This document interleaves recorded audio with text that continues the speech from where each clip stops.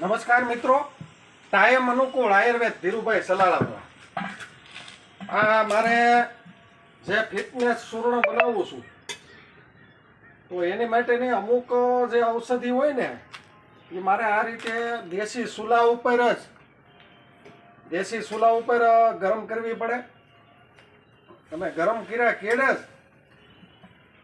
આ ઔષધિનો પાવડર કરીને પછી હું ચૂર્ણમાં વાપરતો હોઉં. એટલે કોઈ પણ વસ્તુમાં હું બાંધછોડ કરતો જ નથી.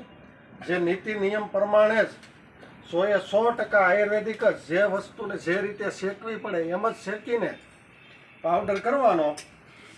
ફિટનેસમાં 15 થી 17 વસ્તુ મિક્સ કરું છું, 17 વસ્તુ. પણ જે વસ્તુ જે રીતે ગરમ કરવાની હોય એ રીતે ગરમ કરવાની.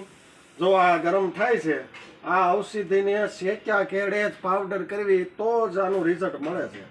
એટલે પહેલાં શેકવું પડે, ગરમ કરવું પડે, પછી આનો પાવડર થતો હોય.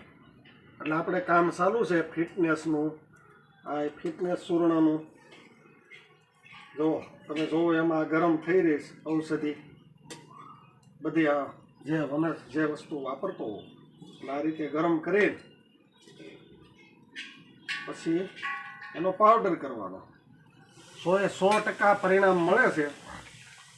ફિટનેસનું રિઝલ્ટ એટલે એકદમ ગમે એવો છાતીમાં ભીંગ આવવા મળે, ગમે એવો ગેસ થતો હોય, વાયુ હોય, જોરદાર રિઝલ્ટ છે. દવા કરીને થાકી ગયા હોય ને એને જો આ ચૂર્ણ બનાવું છું એનીથી રેડી કર્યા છે. એટલે એક ફેરો અવશ્ય વાપરવાનો આગ્રહ રાખજો.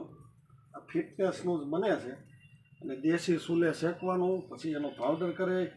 હજી 15 વસ્તુનો પાવડર થાય નિરાંતે બનાવવાનું, પણ પરિણામ સારું મળે છે. હજી લગન એક પણ ગ્રાહકની ફરિયાદ નથી આવતી. જાતે જ પોતે જ બનાવવું, પોતે જ ગરમ કરવું, પોતાને જ પાવડર કરવાનો. 1% આમ તેમ નહીં કરવાનું. જો આ સરસ મજાનું શેકાય છે દેશી ચૂલે, ગેસમાંથી નથી શેકતો, એટલે સારું પરિણામ મળે છે. અવશ્ય એક ફેરું ફિટનેસ ચૂર્ણ વાપરવાનો આગ્રહ રાખજો.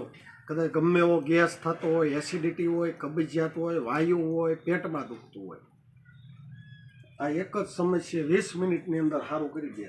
નમસ્કાર.